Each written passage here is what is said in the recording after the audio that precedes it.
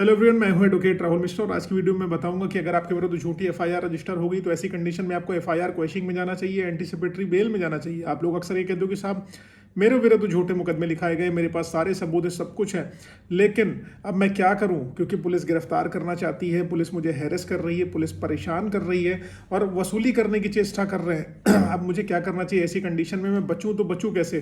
तो सबसे बढ़िया विकल्प मैं आपको बता रहा हूं, लेकिन उससे पहले मेरी आपसे रिक्वेस्ट है कि अगर आप लोग चैनल पर नए हैं या पहली बार आ रहे हैं, अभी तक आप लोगों ने इसे सब्सक्राइब नहीं किया तो प्लीज़ सब्सक्राइब करिएगा। साथ ही साथ एक हम्बल रिक्वेस्ट और है, अगर आप मुझसे पर्सनली मिलना चाहते हैं लखनऊ, दिल्ली, इलाहाबाद में, तो आप अपनी अपॉइंटमेंट शेड्यूल कराकर नो डाउट मुझसे मिल सकते हैं।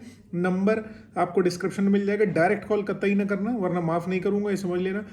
टेलीफोनिक कन्वर्सेशन करनी है या मीटिंग करनी है पर्सनली, तो आप अपनी अपॉइंटमेंट शेड्यूल कराइए व्हाट्सएप के थ्रू, उसके बाद ही बात आपसे मेरी संभव हो पाएगी। चलिए वीडियो स्टार्ट करते हैं। देखिए दोस्तों, जैसे 376 या किसी अन्य गंभीर धाराओं में मुकदमा दर्ज होता है तो सबसे पहला स्टेप आपका क्या होता है कि आप तुरंत एंटीसिपेटरी बेल के लिए भागने लगते हो।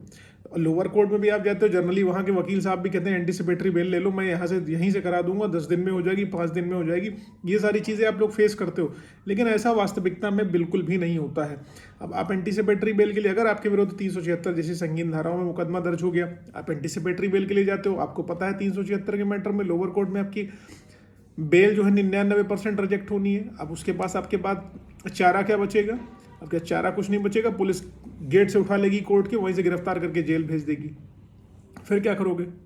तो इस कंडीशन में देखो, सबसे पहली चीज़ है कि आपके विरुद्ध झूठी एफआईआर हो गई है, तो एंटीसिपेटरी बेल में और एफआईआर क्वेशिंग में दोनों में क्या करना है? सबसे पहला काम आपको, मेरा जो ओपिनियन है, पर्सनल ओपिनियन, जितना मेरा एक्सपीरियंस अनुभव है उसके आधार पर मैं आपको बता रहा हूँ कि आपके विरुद्ध एफआईआर हो रही है, आप एंटीसिपेटरी बेल में जा रहे हो, तो एंटीसिपेटरी बेल में जा करके आप कहीं ना कहीं एडमिट इस चीज़ को कर ले रहे हो कि भाई साहब ये क्राइम मेरे द्वारा हुआ है और किन परिस्थितियों में हुआ है वो ट्रायल का विषय है, लेकिन ये मैंने किया हुआ है, ये मुझसे हो गई है, मैं इस चीज़ को एडमिट कर रहा हूँ और मैं बेल मांग रहा हूँ।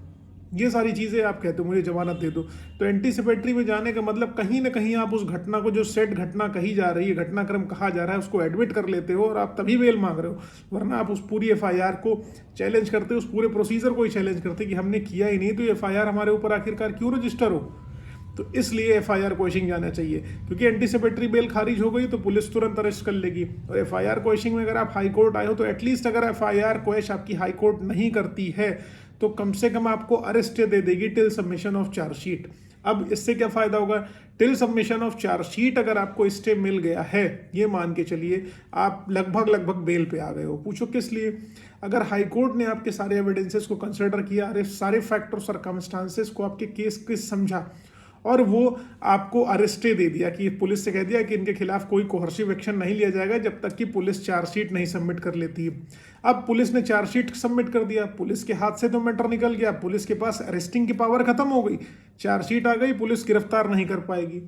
अब वहां पर क्या होगा? सारी पावर सब मजिस्ट्रेट के पास आ गई। मजिस्ट्रेट साहब क्या करेंगे? जब चार्जशीट कोर्ट में सबमिट होगी तो मजिस्ट्रेट साहब जो है उस मैटर का संज्ञान लेंगे, संज्ञान लेने के बाद आपको समनिंग इशू करेंगे। समनिंग पे आप एक डेट मिलेगी, उस पे जाना होगा।